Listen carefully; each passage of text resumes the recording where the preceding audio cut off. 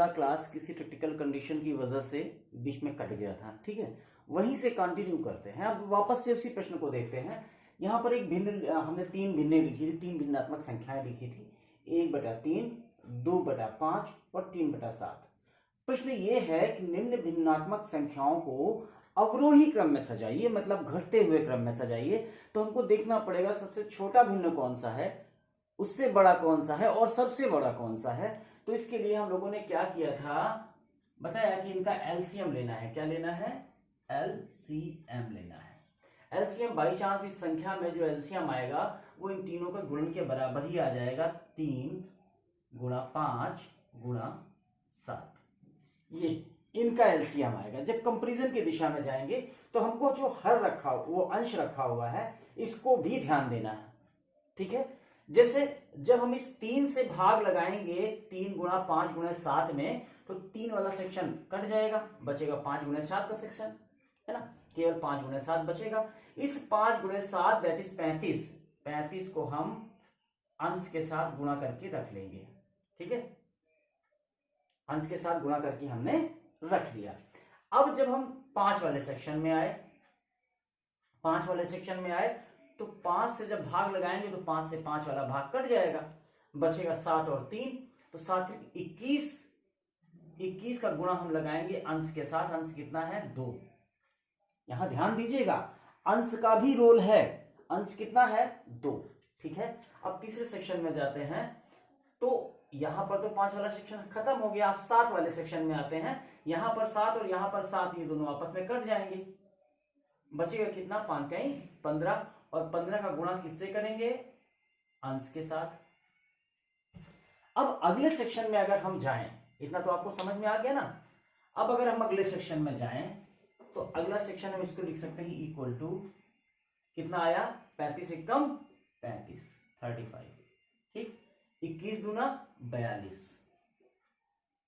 ठीक। 15 × 45, ठीक। और नीचे का जो हर आया है वो सेम है ना। वो कितना है? 3 × 5 × 7। अब आप देखिए कि सबसे छोटी संख्या अंश में कौन सी मिल रही है? 35, फिर 42 और फिर 43। तो बाई चांस ये जो संख्याएं लिखी हुई हैं, आप देख रहे हैं यहां पर कि 35 से बड़ा 42 और 42 से बड़ा 45, ठीक है। तो जो हमारे भिन्न दिए हुए हैं, भिन्नात्मक संख्याएं दी हुई हैं, यदि इनका आरोही क्रम लगाएं तो क्या आएगा? सबसे पहले कौन आएगा? 1/3।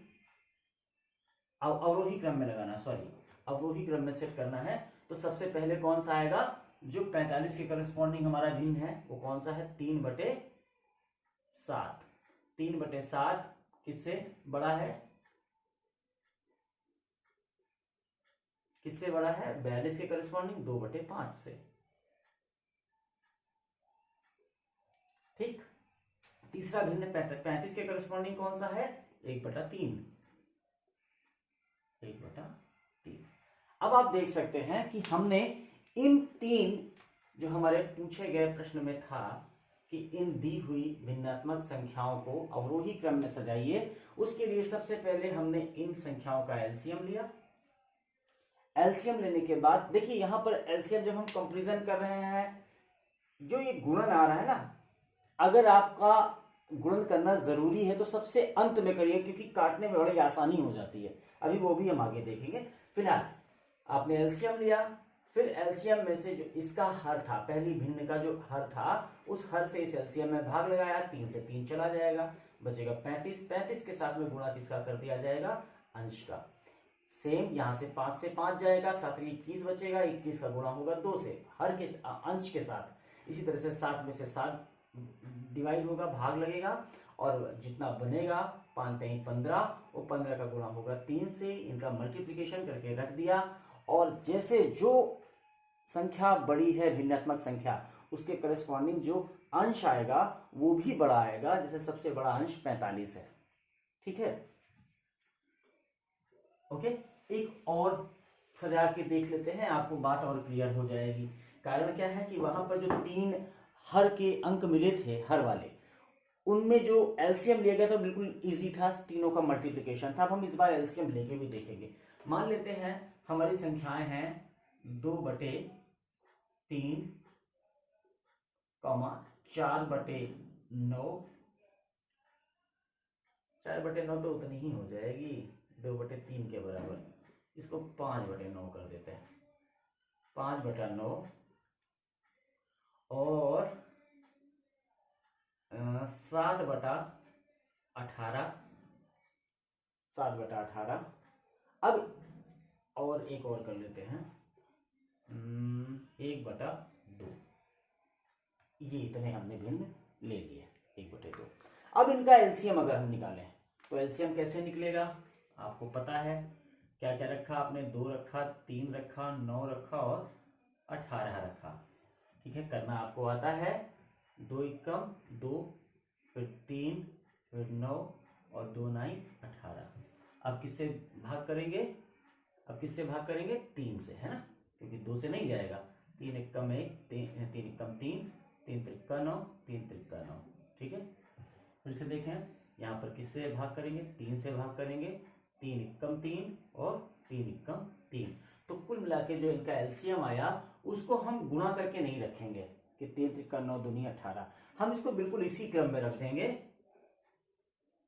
2 गुना 3 गुना 3, इस क्रम में रखेंगे। 18 के रूप में रखेंगे तो काटने में, डिवीजन करने में प्रॉब्लम होती है। अब फर्स्ट वाले में जाएं, 3 से 1 3 जाएगा, 3 दूनी 6 आया गुणन इन दोनों का, जो बचा हुआ है 3 से भाग लगाने के बाद जो बचा हुआ भागफल है वो आया।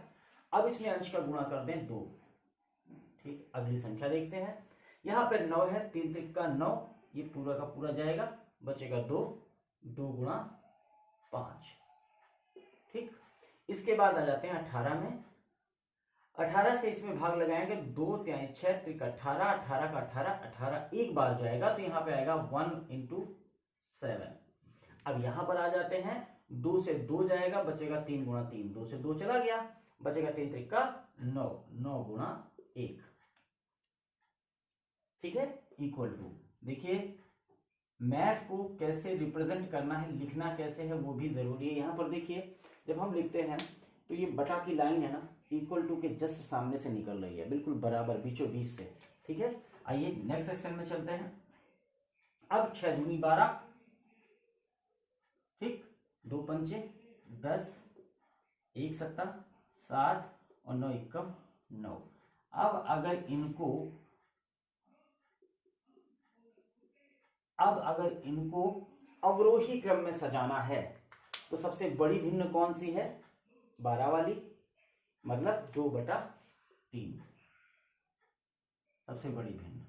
फिर 2/3 के बाद 10 वाली है, 5/9, 5/9। इसके बाद 9 के करस्पॉन्डिंग 1/2। ठीक, और सबसे छोटी भिन्न 7 के करस्पॉन्डिंग मिली, 7/18। ये हमारा उत्तर आ गया। ठीक, ये है भिन्नों का, जो दी गई भिन्नात्मक संख्याएं हैं उनका अवरोही क्रम आ गया। तो भिन्नों की तुलना करना आपने सीख लिया है। अब हम बात करेंगे भिन्नों के योग और अंतर की। चलिए, बहुत आसान हो जाता है अगर आपने ये भिन्नों की तुलना सीखी है जो हम लोगों ने लास्ट सेक्शन में या इस वीडियो की शुरुआत से सीखी है, तो योग करना बहुत आसान हो जाता है और माइनस करना भी, मतलब घटाना भी बहुत आसान हो जाता है। मान लेते हैं बजाय इसी प्रश्न के यहां पर प्रश्न ये हो गया होता, मान लेते हैं ये हो गया होता कि इनका योग करिए, तो सब कुछ वैसे चलता। देखिए बहुत आसान है, सब कुछ वैसे चलता। हमने एलसीएम लिया था, वो एलसीएम ले लिया गया। ठीक है, वो एलसीएम ले लिया गया। 3 से भाग लगाया गया एलसीएम में, तो 1 3 कटा, 3 दूनी 6 बचा, उसको अंश के साथ गुणा किया, 6 गुणे 2 रख दिया। अब चूंकि बीच में निशान प्लस का है तो यहां पर प्लस लगा दिया। ठीक, अगला देखते हैं, 9 से भाग लगाया तो 3 त्रिका 9 कट गया, बचा 2, 2 का गुणा 5 से किया, ठीक, 2 का गुणा 5 से किया और ये सेक्शन भी खत्म और बीच में लगा दिया प्लस। ठीक है, यहां पर धन का निशान लगा दिया। अब अगले में चलते हैं 18 वाले में। 3 त्रिका 9 दूनी 18, एकम 18, पूरा कट गया, बचा भागफल 1। इसको 7 के साथ अंश के साथ गुणा कर दिया। ठीक है, और फिर से धन का निशान लगा दिया। ठीक, अब इसमें चलते हैं। 2 से भाग किया तो 2 कट गया, 3 त्रिका 9 बचा, 9 का गुणा अंश से किया, 9 एकम 9। ठीक है, इनके बीच में भी लगा दिया। अब ये सारे जगहों पर गुणा करके हमने रख दिया। 6 दूनी 12, 2 पंचे 10, 1 सत्ते 7 प्लस 9 एकम 9। ठीक है, अब यहां पर लास्ट स्टेप में आ जाते हैं। 12 10 22, 7 29 और 9 38। कितना आया? 38 बटे। अब ये पूरा गुणा हम किए दे रहे हैं। देखिए, आप जब करिएगा तो आप भी इस चीज को ख्याल रखिए कि पूरा का पूरा जो हमारा एलसीएम आ रहा है उसको बजाय गुणा करके रखने के, अगर उसको गुणन खंडों के गुणन के रूप में रखेंगे तो भाग करने में बहुत आसानी होगी। हम आगे प्रश्नों में देखेंगे। ठीक है, तो 12 10 22, ओके, 12 10 22 और 10 32। देखिए, साथ में से एक इधर लेके जाए तो 12 10 22 और 10 32। यहाँ कितना बचा? 6, 32 और 6 38, 2 3 6 3 18, 18 और 38। ठीक, इसको फर्दर हम लिख सकते हैं। 2 से काट दीजिए, 2 से कटेगा ना, 19 दूनी 38 और 2 नहीं 18। अब जरा देखें कितना बना? 19 भागे 9 या 19 बटा 9 बना। 2 से काटने के बाद 19 दूनी 38, 9 दूनी 18, या 2 का 19 बार पहाड़ा पढ़ेंगे तो 38 और 2 का 9 बार पहाड़ा पढ़ेंगे तो 18। अब इसको और देखें, 19 चीजों को 9 बराबर भागों में बांटना है। अगर चीजें 18 होती तो पूरी की पूरी 2-2 सबको मिल जाती, है ना, 2-2 सबको मिल जाती। इसका मतलब है कि 2 भाग तो इसमें शामिल है ही हैं। अब 2-2 बांटने के बाद बचा कितना? 1। ठीक है, देखें, 9 दूनी 18, 2-2 बांटने के बाद बचा कितना? केवल 1 बचा, और उस 1 के 9 बराबर भाग लगाने हैं। तो ये कितना लिख दिया गया? 2 सही 1 बटा 9। समझ में आई आपको बात? आइए, योग करने को हमने उसी सेक्शन से आगे जान लिया था। अब हम इस योग को और आसानी से सीखेंगे, छोटी संख्याओं के साथ सीखेंगे। ठीक है, तो ये योग का तरीका आपने देख लिया। अब प्रश्न यहां पर लिख देते हैं, निम्न भिन्नात्मक संख्याओं का योग करिए। निम्न भिन्नात्मक संख्याओं का योग करिए। ठीक है, और संख्यात्मक हम लोगों ने क्या लिख ली? 1/2 धन 3/4 धन 5/8। ठीक, ये संख्याएं लिख ली। अब सबसे पहला क्या, स्टेप नंबर 1, टेक एलसीएम। सबसे पहला क्या काम करना है? एलसीएम लेना है। पहला काम, the very first decision that should be taken is to take LCM. पहला काम, स्टेप 1, एलसीएम लेना है। ठीक, स्टेप 2 में बाद में आएंगे। अब आप एलसीएम लेकर देखते रहना। हमको पता है कि एलसीएम इसका 8 आएगा, क्योंकि आपको एक चीज बताया था कि यदि एक संख्या ऐसी हो जो अन्य संख्याओं का गुणज हो, एक संख्या ऐसी हो जो अन्य संख्याओं का गुणज हो, तो जो सबसे बड़ी संख्या आती है वही एलसीएम होती है। तो हमको पता है कि इसका एलसीएम है 8। ठीक है, हमने इक्वल टू का साइन लगाया। ठीक है, अब क्या करना है? 2 से भाग लगाना है। दूसरा काम क्या करना है? दूसरा स्टेप में क्या लगना है? कहां शुरू करना है? हर भागे एलसीएम। दूसरा स्टेप क्या है? हर भागे एलसीएम। ठीक है, और जो आएगा भागफल उसके साथ गुणा करना है अंश। ठीक है, ये भागफल आएगा, हर भागे एलसीएम लगाने पर जो भागफल आएगा उसका गुणा किसमें करना है? अंश में। ये है स्टेप 2। ये पहला स्टेप आया इस क्रम का, ये दूसरा स्टेप आया, ठीक है। तो 2 चौके 8, 4 किया और गुणा कितने किया, अंश, ठीक है। इस तरह 4 से भाग किया, 4 दूनी 8, गुणा कितना किया 3, धन 8 एकम 8, गुणा कितना किया 5, ठीक है, इक्वल टू कितना आ गया, 4 एकम 4, 2 तिहाई 6 और 5 एकम 5, इन तीनों का योग बटे 8 इक्वल टू कितना आया, 6 4 10, 5 15 बटे 8, ठीक, 15 बटे 8। और इस 15 बटे 8 को सही बटे के रूप में लिख दें तो अगर 8 चीजें होती तो एक एक मिल जाती। अब 7 चीजों को 8 बराबर भागों में बांट दीजिए, बची हुई 7 चीजों को 8 बराबर भागों में बांट दीजिए, एक सही 1/7 इसका उत्तर आ गया। यहां से देखिए शुरू कर रहे हैं, प्रश्न कहां से शुरू करते हैं, उत्तर देना कहां से शुरू करते हैं, इक्वल टू कैसे चलता है इसके बारे में बात करेंगे। यहाँ पर हमने लिखा 1/2 धन 3/4 धन 5/8, ये बराबर है, ये आगे चलना शुरू हो गया। अब हमने इसको लगातार रिपीट नहीं किया, लेकिन अंत में जहां पर इसका उत्तर आया है वहां पर हम इसको रिपीट कर देते हैं। This implies 1/2 plus 3/4 plus 5/8 is equal to 15/8 and that is equal to 1 whole 7/8। ये हमारा योग रहा। अब अंतर करने की बात आती है, अंतर की प्रक्रिया। मेरा ख्याल है अब आप लोगों को बहुत आसानी से समझ में आ गया कि क्या करना है, कैसे करना है। ये यूनिवर्सल तरीका है, ये यूनिवर्सल तरीका है, क्योंकि आप लोगों को जो दिए गए हैं दो भिन्नात्मक संख्याओं का योग, तो वहां पर हर को बराबर करके भी आप करते चले आए हैं, उसको भी देख लीजिए। लेकिन जो चीजें आपको बताई गई हैं, यदि आप इसमें थोड़ा सा कॉन्सेंट्रेट कर लेंगे, बहुत इजी तरीके से आपको बताया गया है, अगर थोड़ा सा कॉन्सेंट्रेट कर लेंगे तो कोई दिक्कत नहीं होगी। जैसे मान लेते हैं कि संख्या दी हुई है 1/2 धन 3/2, इनका योग करना है। तो जब हर बराबर होते हैं तो हर बराबर है तो योग करने में कोई दिक्कत नहीं, केवल अंशों का योग कर दीजिए।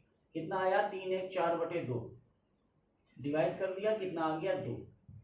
समझ में आ गया। अगर अंश अलग है, हर बराबर है, क्योंकि हर डिसाइडिंग फैक्टर है, अगर हर बराबर है तो कुछ भी करने की जरूरत नहीं, केवल अंशों का योग कर दीजिए, बटे 2 हो गया। लेकिन अगर ऐसे ही 2 दिए हुए हैं, जिसमें आपको दिया है 1/2 धन 2/3, इनका योग करने के लिए दे दिया गया, तो ऐसे में आप क्या करिए, तिर्यक गुणा करिए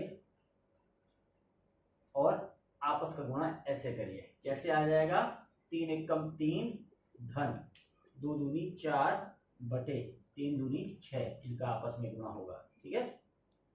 कितना आ गया टोटल, 7/6।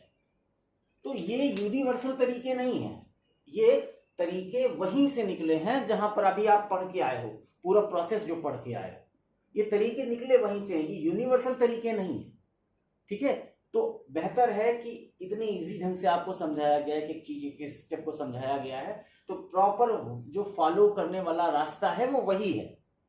फिर भी आप इनको कर सकते हैं, मेरा ख्याल है ये भी आपको समझ में आ गए होंगे।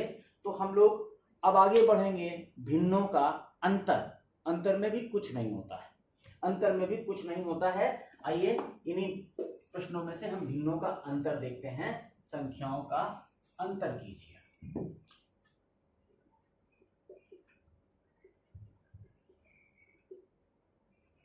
आपके क्लास में इस चीज का ख्याल रखा गया है कि अंतर करते समय निगेटिव संख्या ना आ जाए, मतलब निगेटिव इंटीजर ना आ जाए। इस बात का ख्याल रखा गया है कि जो बड़ी भिन्न है उससे छोटी भिन्न को घटाया गया है। ये यूनिवर्सल चीज नहीं है, ये बहुत लंबे तक नहीं चलती है, लेकिन फिर भी आपके क्लास में यही किया गया है कि भिन्न का जो अंतर है वो बड़ी संख्या से छोटी संख्या को घटाया गया है, बड़ी भिन्न से छोटी भिन्न को घटाया गया। जैसे मान लेते हैं हमने कहा 1/2 माइनस 1/3, ये किया, तो इसके लिए हमने क्या किया, इनका एलसीएम लिया। स्टेप 1 हमने पूरा किया, एलसीएम ले लिया। कितना आया एलसीएम, 2 × 3, ठीक है। अब इसके बाद 2 से भाग लगाओ तो कितनी बार गया, 3 बार गया, तो 3 गुणा 1, ठीक। बीच में माइनस का साइन था तो इस माइनस का साइन लगाओ। अब 3 से भाग लगाओ, यहाँ पे 2 गुणा 1 आ गया, है ना।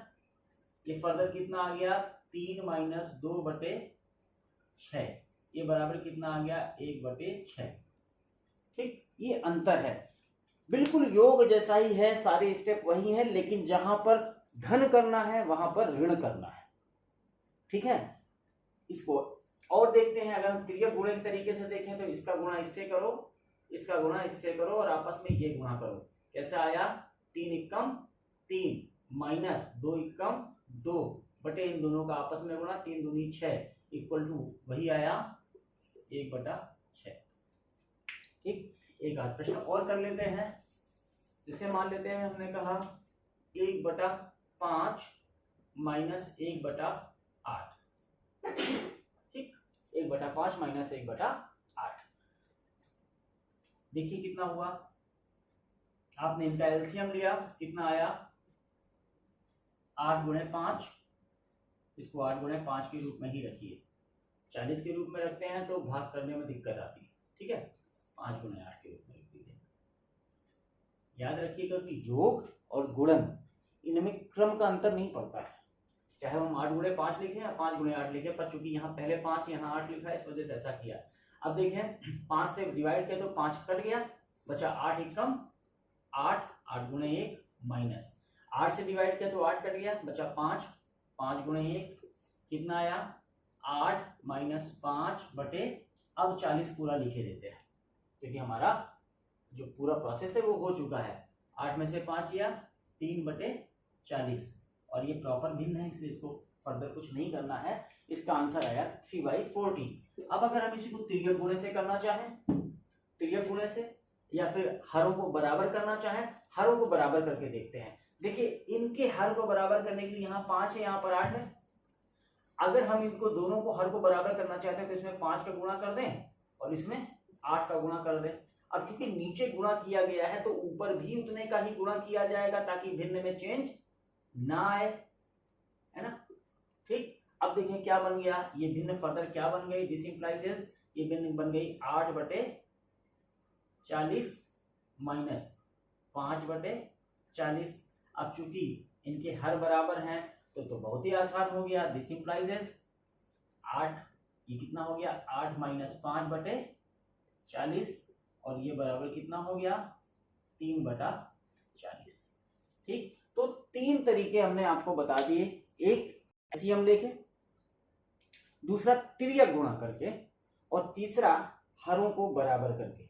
आपको जो भी पसंद आए आप उससे कर सकते हैं, लेकिन एज अ टीचर चूंकि आपका भविष्य हमें पता है कि भविष्य में कौन कौन सी क्रियाएं कितने रूप में आने वाली हैं, तो आपके लिए जो बेहतर तरीका है वो यही है कि आप एलसीएम के थ्रू ही जाएं, जैसा आपको बताया गया है। थोड़ा सा टिपिकल आपको लगा होगा, लेकिन इतने सरल ढंग से समझाया गया कि आपको कहीं पे कोई दिक्कत नहीं होगी, तो आप बिल्कुल उसको करते चले जाएं। चलिए ठीक है, पिछले वीडियो में लास्ट में कुछ टेक्निकल प्रॉब्लम हो गई थी तो वीडियो कट गया था, उसी वीडियो के क्रम में ये अगला वीडियो आया है, और अब हम लोग आगे चलेंगे नेक्स्ट क्लास में। Okay, bye.